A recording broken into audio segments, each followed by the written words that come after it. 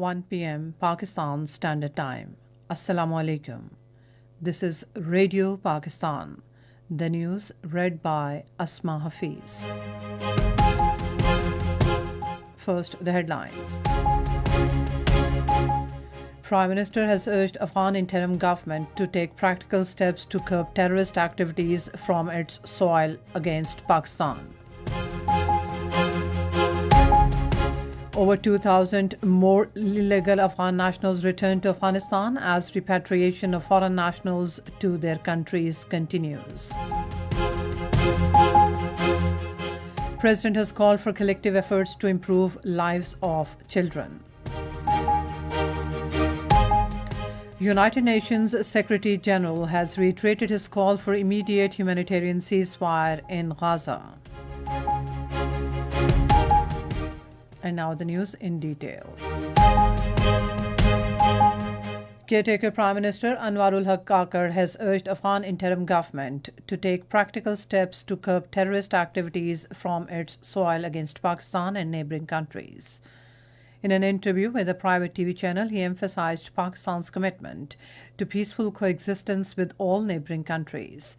As regards repatriation of Afghan refugees, the Prime Minister made it clear that only illegally registered Afghans have been asked to leave the country.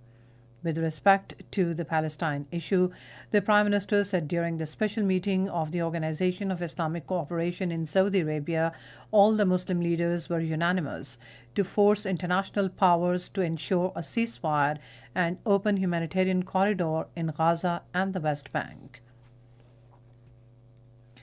Repatriation of illegal foreign nationals, including Afghans, to their homeland is continuing.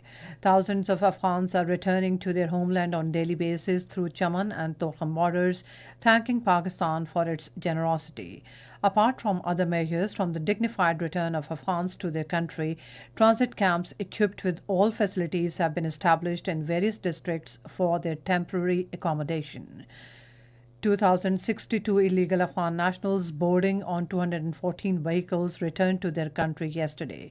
So far, 237,883 Afghans have been repatriated to Afghanistan. World Children Day is being observed today with theme to ensure well-being and rights of every child. This year's theme is For Every Child, Every Right. The theme is a reminder of the world community's collective responsibility to ensure the well-being and rights of every child, regardless of their circumstances. In his message on the occasion, President Dr. Arif Alvi called upon relevant government departments, the civil society and the UN agencies to come together and play their constructive role in national efforts to improve lives of children in Pakistan. The President said Pakistan has a clear vision of investing in children.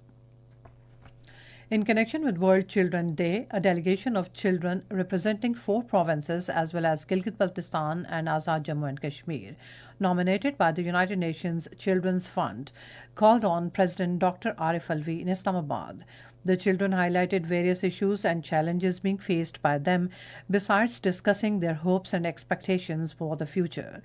Talking to the children, the President said that Pakistan is committed to taking steps for rights and well-being of children. He said that measures are being taken to equip children with education, skills and training. He stated that children with disabilities are needed to be provided inclusive education in regular schools to make them part of mainstream of society. Indian forces, in their unabated acts of state terrorism, have martyred 919 children during the last 35 years in Indian illegally occupied Jammu and Kashmir. According to Kashmir Media Service report on the occasion of World Children's Day, children and youth are the worst victims of India's illegal occupation of Jammu and Kashmir. UN Secretary General Antonio Guterres has reiterated his call for an immediate humanitarian ceasefire in Gaza as the number of Palestinians martyred by Israel rises to over 13,000. In a statement, the UN chief said the war is having a staggering and unacceptable number of civilian casualties, including women and children, every day, and this must stop immediately on humanitarian basis.